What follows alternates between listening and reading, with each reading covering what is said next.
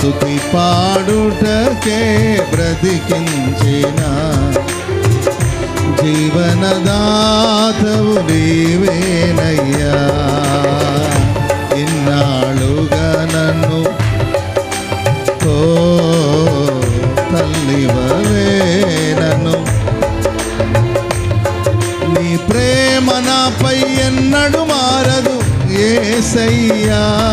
నీ ప్రేమ నాపై ఎన్నడు మారదు యేసయ్యా. జీవితకాలమంతా ఆధారం నీవేనయ్యా. నా జీవితకాలమంతా